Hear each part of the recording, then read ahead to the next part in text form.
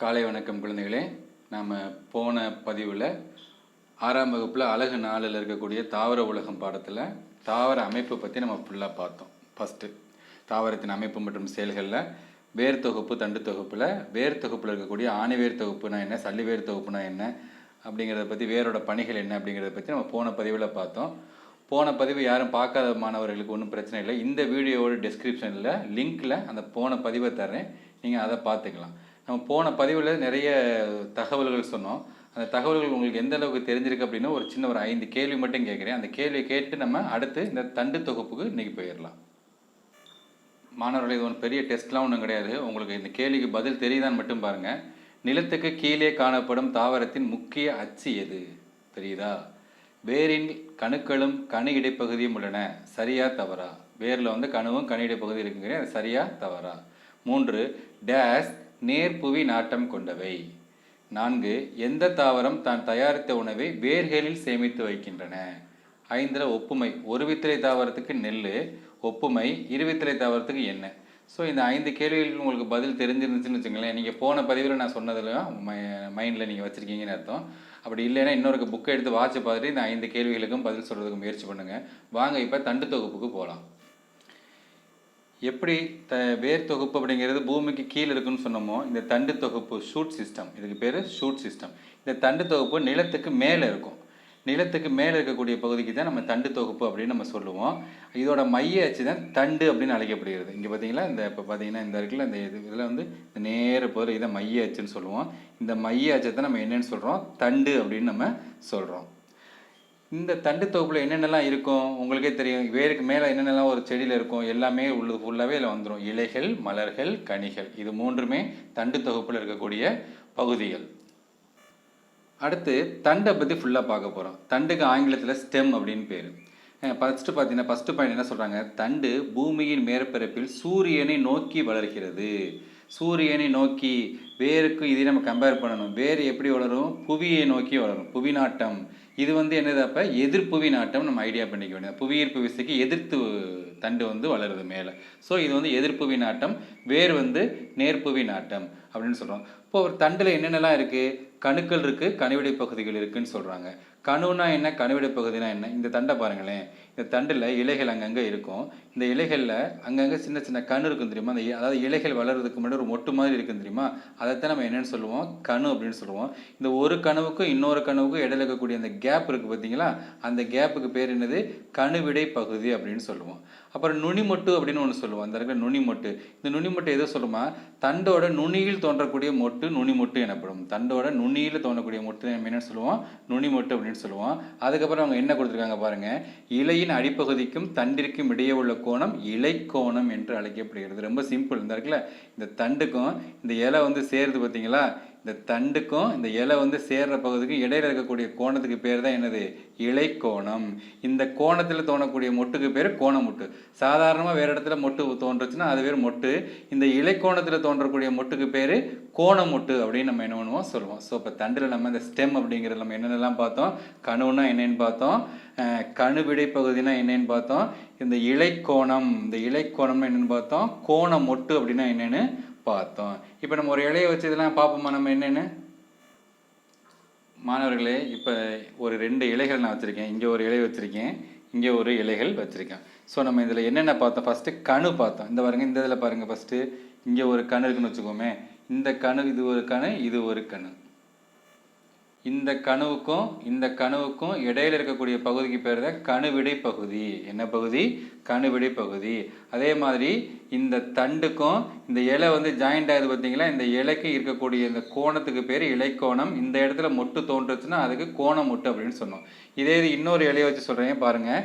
இது சீத்தாமரை இலை. சீத்தாமரை இலையில் பாருங்கள் எப்படி இருக்குன்னு, இலைகள் இருக்குது பாருங்கள். இது ஒரு கணு, இது ஒரு கணு, இது ஒரு கணு. இந்த கணுவுக்கும் இடையில இருக்கக்கூடிய பகுதி தான் கணுவிடை பகுதி. இந்த இருக்கு பார்த்தீங்களா, இந்த மாதிரி தோன்றக்கூடியதுக்கு மொட்டு அப்படின்னு பேர். இந்த இலை இந்த தண்டோடு ஏற்படுத்தக்கூடிய கோணம். இப்போ இது தண்டு, இந்த இலை இங்கே ஒரு கோணத்தை ஏற்படுத்துதா, இதுக்கு பேர் தான் என்னது, இலைக்கோணம். இங்கே மொட்டு வந்துச்சுன்னா அதுக்கு பேர் கோணமொட்டு அப்படின்னு சொல்லுவோம். புரியுதா மாணவர்களே? அடுத்த செயல்பாடு 2 ஒன்று கொடுத்துருக்காங்க. தண்டின் மூலம் நீர் கடத்துதல். தண்டுகள் மாதிரியாக நீர் கடத்துது அப்படிங்கிறத நம்ம என்ன பண்ண போகிறோம் தெரிஞ்சுக்க போகிறோம். ஏன்னா தண்டோட செயல்பாடில் மிக முக்கியமானது என்ன அப்படின்னா வேர் உறிஞ்சக்கூடிய அந்த வேர் வந்து தண்ணி வந்து எப்படி இந்த மரம் பூரா அந்த செடி பூரா போகுது அப்படின்னா தண்டின் மூலமாக தான் போகுது. தண்டின் மூலமாக தான் எல்லா இடத்துக்கும் இலை கனி காய் எல்லாத்துக்கும் போகுது. அது எப்படி சார் அப்படிங்கிறது ஒரு சோதனை தான் இங்கே சொல்லியிருக்காங்க. இந்த சோதனையில் என்ன சொல்லியிருக்காங்க, தேவையான உபகரணங்கள் பால்சம் தாவரத்தின் ஒரு சிறு கிளை, ஒரு குவளை நீர் சிவப்பு மை, ஒரு குவளை நீரில் சிவப்பு மையை கலந்து அதனுள் பால்சம் தாவரத்தின் சிறு கிளையினை வைக்கவும். நீர் காண்பதென தண்டு சிவப்பாக மாறும். அறிதல் சிவப்பு நிறமுடைய தண்டின் மூலம் நீர் மேல் நோக்கி கடத்தப்படுகிறது அப்படிங்கிறது தெரிஞ்சுக்கிட்டோம். இதுதான் இந்த QR கோடு. இங்கே பார்த்தீங்கன்னா உங்கள் புக்கில் 57ஆம் பக்கத்தில் ஒரு QR கோடு இருக்குது. இந்த QR கோடு நீங்கள் ஸ்கேன் பண்ணிங்கன்னா நான் போன பகுதியிலே சொன்னேன் என்ன பண்ணலாம், அவங்க ஒரு ஒயிட் ரோஸ் வச்சுருப்பாங்க, வெள்ளை ரோஸ், அந்த 3 வெள்ளை ரோஸ் வச்சு அதை 3 தனி கண்ணாடி செடியில் போடுவாங்க. ஒவ்வொருக்கும் ஒரு கலர் கொடுத்துருப்பாங்க. ஒரு 2 நாள் கழித்து பார்க்கும்போது அந்த தண்டு அந்த கலர் தண்ணியை உறிஞ்சு அந்த வெள்ளை ரோஸ் வந்து ஒவ்வொன்றும் ஒவ்வொரு மாதிரி இருக்கும். ஒரு பூதா ரோஸாக இருக்கும், ரெட் ரோஸாக இருக்கும், கிரீன் ரோஸாக இருக்கும், அந்த மாதிரி மாறும். இதுலேருந்து நம்ம வேறான தண்டானது நீரை கடத்துது அப்படின்னு நம்ம தெரிஞ்சுக்கக்கூடியது. அந்த QR கோடை நீங்கள் என்ன பண்ணி பாருங்கள், ஸ்கேன் பண்ணி பார்த்துருங்க. ஸோ அடுத்து தண்டின் பணிகள். தண்டு பார்த்தாச்சு, ஸ்டெம் பார்த்தாச்சு. ஃபங்க்ஷன் ஆஃப் த ஸ்டெம் என்ன பண்ண பார்க்க போகிறோம், தாங்கும். தண்டு தான் எல்லாத்தையும் தாங்கும். கிளைகள், இலைகள், மலர்கள் மற்றும் கனிகள் ஆகியவற்றை எல்லாத்தையும் தாங்கக்கூடியது என்னது, தண்டு. அதுக்கடுத்தது இப்போ சொன்னது கடத்தப்படுகிறது. வேரினால் உறிஞ்சப்பட்ட நீர் மற்றும் கனிமங்கள் தண்டின் வழியாக தாவரத்தின் மற்ற பாகங்களுக்கு கடத்தப்படுகின்றன. அதுக்கு அதே தான். அப்புறம் இன்னொரு பாயிண்ட் கடத்தப்படுகின்றன என்னன்னா, இலையினால் தயாரிக்கப்பட்ட உணவு தண்டின் வழியாக தாவரத்தின் பிற பாகங்களுக்கு கடத்தப்படுகிறது. தண்ணி வந்து வேரில் உறிஞ்சப்பட்ட தண்ணி எல்லாத்துக்கும் போது இலை தயாரிக்கக்கூடிய உணவும் எல்லா இடத்துக்கும் தண்டின் மூலமாகத்தான் கடத்தப்படுகிறது.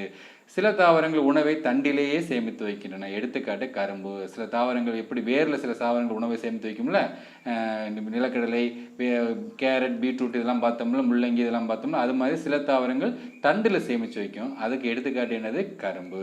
ஸோ மாணவர்கள் நம்ம வேறு ஒன்றும் பார்க்கல, தண்டு தொகுப்புனா என்னென்னு பார்த்தோம், தண்டுனா என்னென்னு பார்த்தோம், தண்டில் இருக்கக்கூடிய கண்ணுடைய பொருள் என்னென்னு பார்த்தோம், தண்டோட பணிகள் பார்த்துருக்கோம்.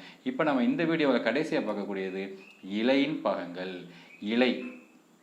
இலைனா உனக்கு தெரியும், சில அறிவியல் வார்த்தைகள் கொடுத்துருக்காங்க. இதில் பொதுவாக என்ன கொடுத்துருக்காங்க பாருங்கள், இலை கொடுத்துருக்காங்க, மைய நரம்பு, இந்த ஒரு மைய நரம்பு கொடுத்துருக்காங்க. நான் உங்களுக்கு படம் காட்டுறேன். இது விளிம்புன்னு சொல்லியிருக்காங்க, இது இலைப்பரப்பு அல்லது இலைத்தாள்னு சொல்லியிருக்காங்க. இது ஒரு தண்டு, ஸ்டெம். இந்த தண்டுலேருந்து பிரியறதுக்கு அந்த இலையும் தண்டும் ஜாயின் பண்ணுறதுக்கு பேர் இலைக்காம்பு. கனிவெடி பகுதி கண்ணுலாம் உனக்கு தெரியும், தண்டு தெரியும், கோணம் மட்டும் உனக்கு தெரியும். இதில் எல்லாமே நான் இப்போ சொன்னதான். இது மட்டும்தான் நம்ம பார்க்க போகிறோம். ஃபஸ்ட்டு என்ன சொல்கிறாங்க பாரு, தண்டு மற்றும் இலையை இணைக்கும் காம்பு பகுதி இலைக்காம்பு. இந்த தண்டையும் இலையும் இணைக்கக்கூடிய பகுதிக்கு பேர் என்னது, இலைக்காம்பு. அடுத்து பசுமையான தட்டையான பகுதிக்கு இலைத்தாள் அல்லது இலைப்பரப்பு. இதுதான் பசுமையான தட்டையான பகுதி, இதுக்கு பேர் தான் என்னது, இலைப்பரப்பு. இந்த இலையின் மையத்தில் உள்ள நரம்புக்கு பேர் என்னது, மைய நரம்பு. மைய நரம்புலேருந்து நிறைய பக்க நரம்புகள் என்ன பண்ணும், தோன்றும். இதைத்தான் இந்த இதில் பாருங்கள், இந்த இலையில காட்டுறேன் பாருங்கள். இது ஒரு இலை பார்த்துங்க. இதில் இலை மைய நரம்பு இருக்கா, இது மைய நரம்பு. மைய நரம்புலேருந்து என்னென்ன தோண்டிருக்கு, பக்க நரம்பு தோண்டிருக்கு. இந்த இலை வந்து இந்த தண்டோட இந்த இலை காம்பு மூலமாக இணைக்கப்பட்டிருக்கிறது. இப்போ பார்த்தீங்கன்னா இந்த தண்டுக்கும் இந்த இலை காம்புக்கும் இடைப்பட்ட பகுதி தான் இலை கோணம். இந்த இருக்குது பார்த்தீங்களா, ஒரு கோணத்தை ஏற்படுத்து பார்த்தீங்களா. இந்த இடத்துல தோணக்கூடிய மொட்டுக்கு பேர் தான் கோண மொட்டு அப்படின்னு பேர். ஸோ இலை எல்லாமே சொல்லியாச்சு. இந்த ஃபுல்லாக இது பரப்புக்கு பேர் என்னது, இலைத்தாள். இந்த பரப்புக்கு பேர் தான் என்னது, இலைத்தாள் அல்லது இலைப்பரப்பு அப்படின்னு நம்ம சொல்கிறோம். அடுத்து பார்த்தீங்கன்னா இந்த இலைகள் பச்சையாக இருக்கிறதுக்கு காரணம் என்ன, அதில் இருக்கக்கூடிய அந்த பச்சையம். அப்புறம் பார்த்தீங்கன்னா இலையின் அடிப்பகுதியில் நுண்ணிய துளைகள் காணப்படுகின்றன. இவை இலை துளைகள் எனப்படுகின்றன. இதை பற்றி நம்ம பெரிய அடுத்தடுத்து வரக்கூடிய வகுப்புகளை நம்ம பெருசாக நிறைய படிப்போம். இந்த பச்சையம் உனக்கு தெரியும், இலை பச்சையாக இருக்கிறது காரணம் அதில் இருக்கக்கூடிய பச்சையம். இந்த பச்சையம் மூலமாக தான் இலை உணவை தயாரிக்கிறது. அடுத்து அந்த இலைகளில், இலையோட பரப்புகளில் நுண்ணிய துளைகள் இருக்கும், சுவாசிப்பதற்கு நுண்ணிய துளைகள் இருக்கும். அதற்கு பேர் இலை துளைகள் அப்படின்னு சொல்லுவோம். ஃபங்க்ஷன் ஆஃப் லீவ்ஸ், இலையின் பணிகள் உனக்கே தெரியும். ஒளிச்சேர்க்கை. பொதுவாக தாவரங்கள் ஒளிச்சேர்க்கை மூலமாக உணவு தயாரிக்குது. அதை விட இப்போ முக்கியமான இந்த கொரோனா காலகட்டத்தில் தாவரங்கள் நம்மளுக்கு என்ன தருது, முக்கியமாக ஆக்சிஜன் தருது. நம்ம ஆக்சிஜன் இல்லாமல் எவ்வளோ பேர் இந்த கொரோனா பேஷண்ட்ஸ் கஷ்டப்பட்டாங்க போன வேவ்ஸில். ஆனால் அந்த முக்கியமான அந்த ஆக்சிஜனை தரக்கூடியதே இந்த தாவரங்கள் தான். ஸோ அது மட்டும் இல்லாமல் ஒளிச்சேர்க்கை மூலம் உணவை தயாரிக்கிறது, சுவாசித்தலுக்கு உதவுகிறது. நம்ம சுவாசிக்கிறதுக்கு தேவையான ஆக்சிஜனை தந்து உதவுது. அடுத்து இலைத்துளை வழியாக நீராவி போக்கு நடைபெறுகிறது. நீராவி போக்கு நம்ம 5ஆம் வகுப்பிலே படிச்சிருக்கோம்.